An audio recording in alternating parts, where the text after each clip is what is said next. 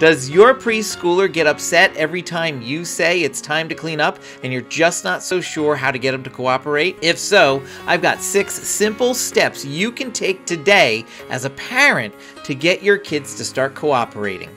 Hi everyone, I'm BJ Muir from Jesus Help Me Parent, and I help you become the parent your kids need so they can grow into all that Jesus has for them. I mentioned 6 simple steps that you can take right now as a parent of a preschooler to help getting them into a cooperative mode and cleaning up when you need them to. Stay tuned to the end of this video though, because I've got a bonus tip right there as well. The first step we need to take as parents is to reflect.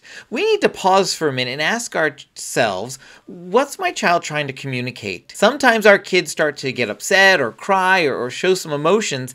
They're trying to communicate something through that behavior, and it's important that we understand what they're trying to communicate because it'll help us know how to better support them as we call them to step up and move forward in this area of their life. We're trying to have a heart change here, not just a behavior change. So we need to take a minute and ask ourselves, what's going on inside my child's heart? To do that, you want to listen carefully to the words they're saying or the actions they're taking and start to ask yourselves, what's behind those tears? What's behind that emotion? What's behind that statement?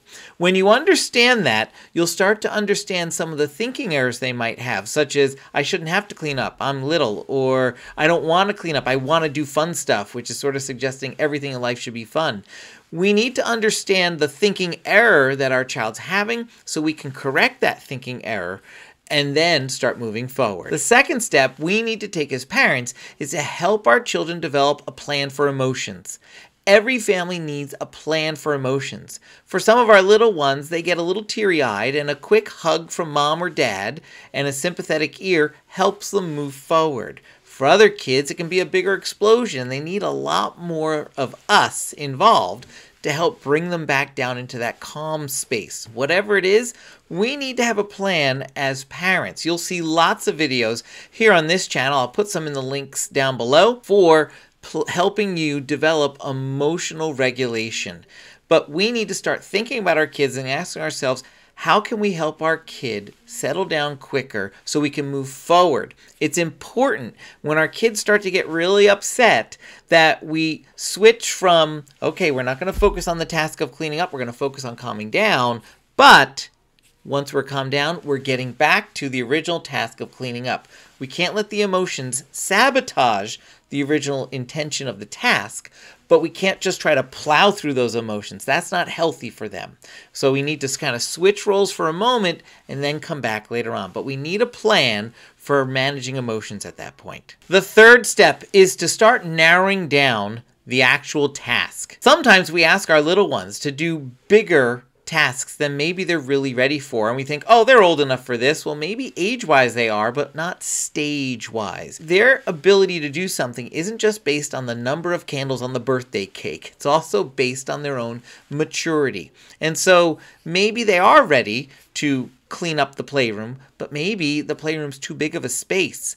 We might want to start narrowing that task down through a couple things. First, go through ourselves, that playroom, let's say, and do a purge. Start looking to sell, donate, or store some of the things in that playroom. Maybe it's just too much stuff in there. And by eliminating some of the clutter, it starts to become more manageable. The second thing a little purge does is it helps us make sure everything has a little home in that playroom.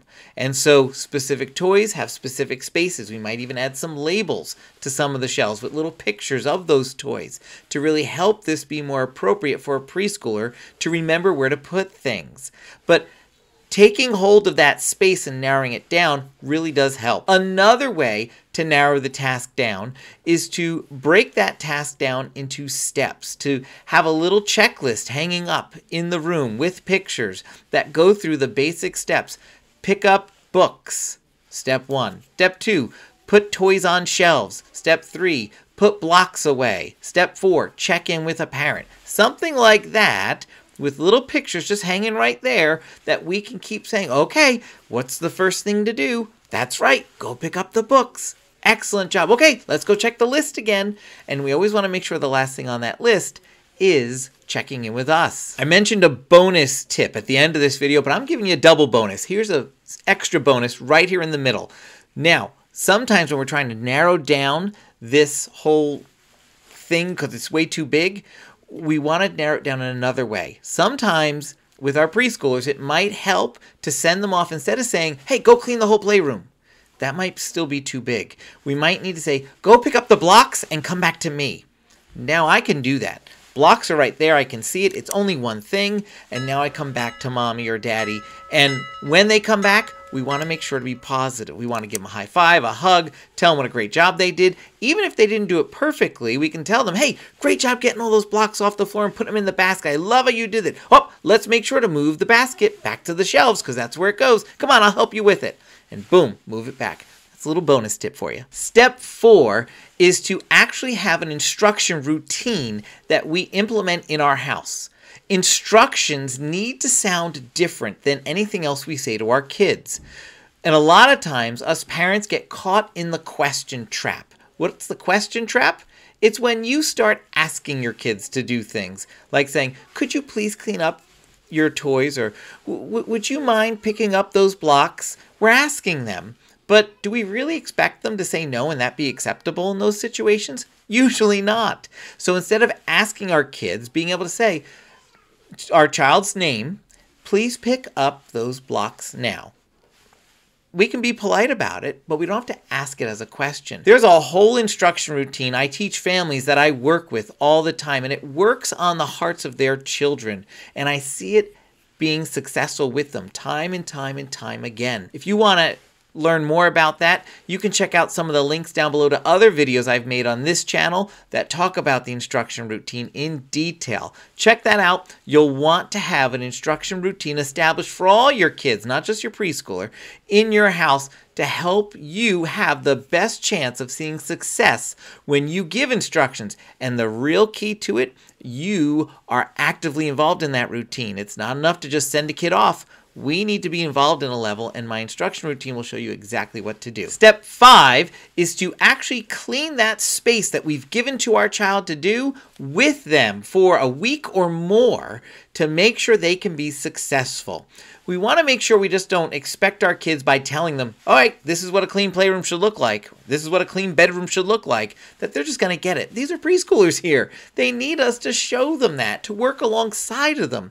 And like I said, a week minimum. It might be more than that. You might be saying, BJ, I wanted to give them this task because I got other things I got to do. I get it. Now you have a decision to make. You can invest in your child now with your time, or you can spend time later fixing this problem. It's always better to invest now rather than spend later when you're parenting. That's just good investment advice in general, but especially in parenting. But here's the great part. When you clean alongside your kid, it takes a lot less time.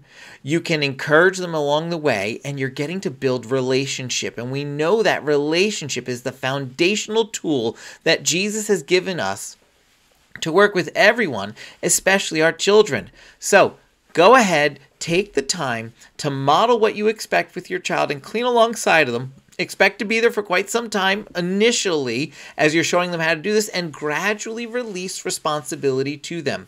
With preschoolers, we might be there for a long time. It might be months. We just might be clean alongside, but we're developing the right habits. Other preschoolers, maybe we can just do it for a week or two and then they're off and running. A lot of them, we're going to do it for a while. We're going to release them into that independence for a while, and then they're going to show us they need us again. There's nothing wrong with that. We just come right back on in and we show them how to do it again. But clean alongside of them, especially if we're trying to model for them what we expect. Step 6 is to know where consequences go in a heart-based approach. So when we're using a heart-based approach, we're using a multi-layered, multifaceted heart system where we're trying to support our child and develop their heart so that they see lasting change, not just behavioral changes, because that doesn't last in the long run. When we're doing that, we're using all 7 of the heart tools that God's laid out in Scripture for us as parents to use with our children. A lot of times, us parents know the firmness tool. We know that we can give out consequences left and right. We know we can be firm and take away privileges, and we go to that tool time and time and time again, but a lot of times we're not using the other tools that we have available to us, and because of that, the firmness tool sort of runs out. We want to use relationship, which I've described in this video. We want to use teaching our kids, which I've described here. Coaching our kids by giving them that positive feedback and showing them when they're getting it almost right, how to get it fully right. We want to be using some of these other tools and casting a vision for them to show them this is how life gets better when you're living this way. This is what Jesus has called you to, and why. This isn't about toys. This isn't about doing what I say. This is about following Jesus, because Jesus has told us to obey and honor our parents. And to do that, this is part of it. Because when we're doing that, we're going to start getting our relationship with Jesus right as well. It's not just about these relationships. It's about this relationship too. That's where this all comes together. And so understanding where consequences go in this whole grand scheme helps us to not just jump to them right away, but to use a lot of these other tools alongside of consequences when they're necessary. If you're finding this video helpful so far, would you do me a favor? Hit that like button. It'll really help get this video out to others who would benefit from this video as well. All right, time for that bonus tip. Here it is. Be patient. Remember, we're talking about a preschooler here. They're not going to get this perfect. Even when we've shown them plenty of times, we're going to need to go back over and over and over again. And when you feel yourself running out of patience, ask yourself, how patient has Jesus been with me? How many things in my life could Jesus look at me and say, I thought you would have gotten it by now? Right? That hurts. It's the same for us. Jesus is patient with us and all the stuff in our lives that we should have gotten right by now. But he doesn't approach us like that. He says, come here, my child. Let me show you again. And he's patient. So be patient with your child, knowing that they need you.